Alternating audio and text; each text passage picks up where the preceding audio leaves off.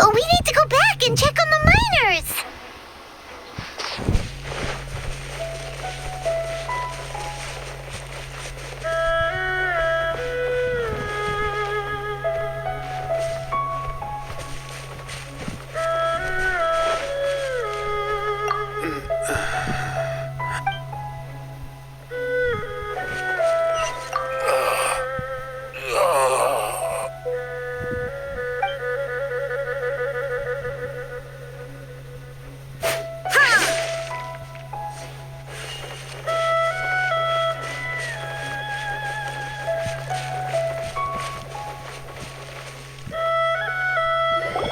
So there you are. My men and I found your we found Mao in a tent at the campsite unconscious. It seems he'll be okay. Sadly, we found no trace of the other three. Young Kun, what is... Nothing. Pay it no mind.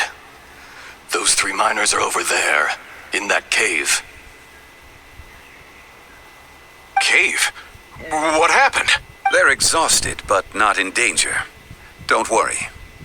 Right. Well, thank you, all of you. I better go and see how they're doing. So you're taking them back to Liyue Harbor? That's right. Can I come with you? No problem. You rescued my men. I'll be happy to assist all of you in any way I can. I'll be back soon. I need to assess their condition. Kunjun, we should be calling you Azhdaha. You're coming back to Liyue Harbor too, right? Not I. Merely this body. Once I'm gone, the true owner will accompany the miners back to Liyue. Kunjun hails from a family of famous artisans. He too will be famous in time. It would be a shame for someone of his talent to go missing. You always did have a great admiration for blacksmiths. Curious how swords and daggers are blind, yet their creators see so much. Perhaps empathy is mankind's proudest achievement after all. Azhdaha, I am no longer the Geo-Archon. I can sense it. Today I am just an ordinary citizen of Liyue. Even you met such a fate. Let's get the difficult part out of the way. I cannot guarantee that I won't be awoken a second time. No matter. If that day comes to pass, Liyue must prepare itself to face you. And how will Liyue fare without Rex Lapis? Even without a god above, this remains a nation of men. I was once their god. I ought to be here to witness their rise and fall. All life is shaped and then ground away by the endless flow of time. You were always the strongest among us. Yet, it would seem that even you have been eroded. That's unimportant. Fate is ordained by heaven. Even if our mission had already concluded, it would be cowardly not to strike out on the road of departure. You may live forever, doomed to a lonely existence. Yet, even this is temporary. When you reach the end of time, those people, those past and future relationships predetermined by fate, they will be waiting for you. I do not pretend to match your rhetoric when it comes to the subject of a life long lived. I fear that the life of an elemental being is longer than any in this world. Were it not so, you would have killed me long ago, and would not be having to face me again now. You've brought a smile to my face. When all is said and done, a reunion between old friends is an auspicious occasion. That day in the chasm, did you hesitate? A heart of stone is a heart nonetheless. But I am the god of contracts, and was for a time a god of the people of Liyue. You chose justice, but did not forsake your kindness. You came to me not as an assassin, and so I was willingly sealed away. The movements of the Earth Dragon can tremble the earth and shake the heavens. With your abilities, even at my full strength, I struggled to confront you, let alone seal you away.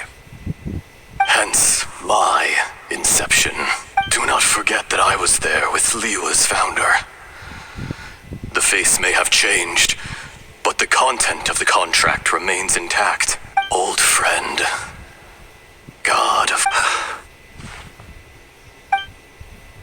Thank you, Azhdaha. My life is nigh on eternal. I will go on with the infinite flow of time. And you, Morax, you too will live for many a day to come. You're leaving?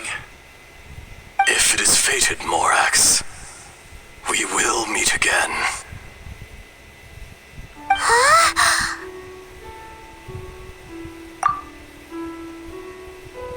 Yes. Don't be alarmed. He's only asleep. Wow, that was so weird. It was like he suddenly became another person. In fact, we have yet to meet the real Kunjun. He was. Centuries may have passed since then, but events from 1,000 years ago remain crystal clear In our last tale, Rex Lapis was walking alone in the mountains. He heard a remote voice, unlike any other, coming from a crack in the earth. Most of the ancient geo-life forms that live below Liyue are blind, having not seen the sunlight for an age. The voice was sometimes sad and song-like. Other times it was loud and thunderous. The Lord of Geo searched here and there before finally unearthing a strange stone from the bedrock. That's how Azhdaha was. I answered his wish and took him above ground. The Lord of Geo took pity on the rock spirit and carved it into a magnificent work of craftsmanship, a vivid representation of a dragon. I bestowed him with a pair of eyes to see the world and came to an agreement with him. With his fingers, he made 2 eyes, quicker than words could tell. Lightning flashed and thunder roared, and a living, breathing dragon soared into the clouds. I agreed to let him live among the people above ground. But if the day ever came when he brought ruin to order, he would once again be sealed in the dark. The dragon accompanied the Lord of Geo, fighting campaigns alongside him in the 4 corners of the world. We have a saying to eulogize these events. The crash of a spear brought billowing dust. The mountains and waters made way at the sound. The sight of a dragon bestowed with a touch the promise of rainwater blessing the ground.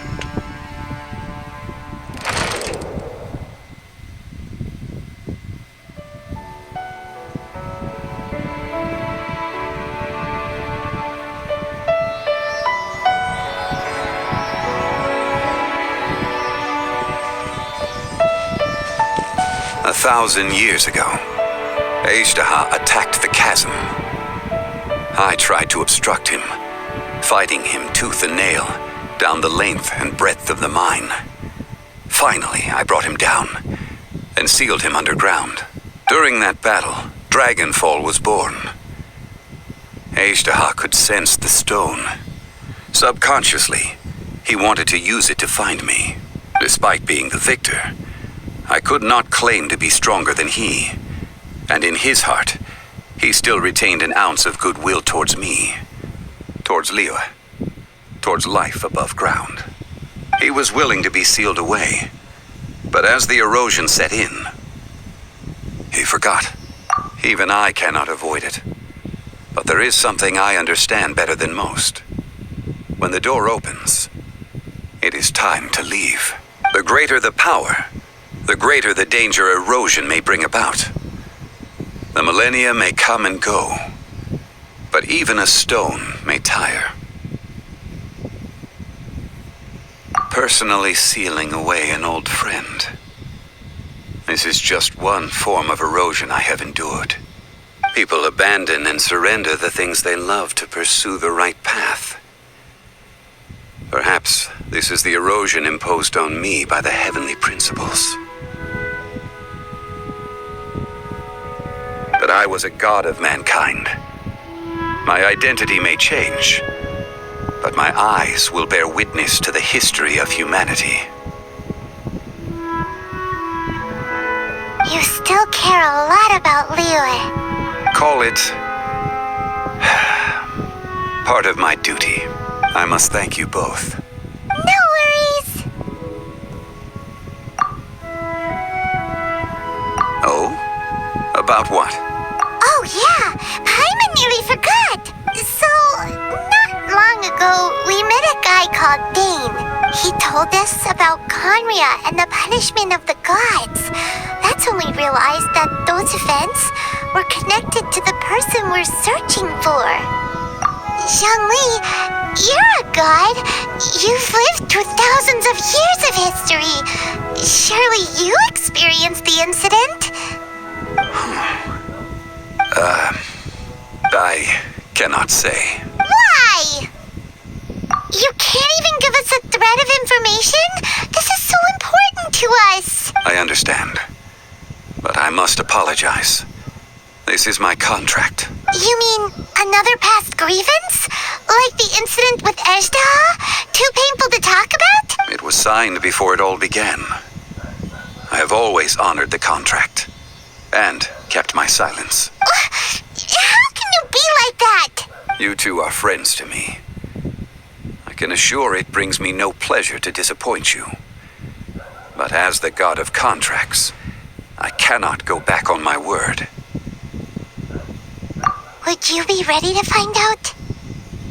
It appears your understanding of this world continues to grow. There are many events of ages past, many secrets that lie hidden. They have been eroded by time, forgotten by the people, abandoned. But you are capable of finding them and bringing them into the light. Those who come to witness will witness. Those who are born to remember will remember. If you take the same road as that person, there may be more difficulties ahead. But as long as you firmly believe that you are on the right path, everything has meaning.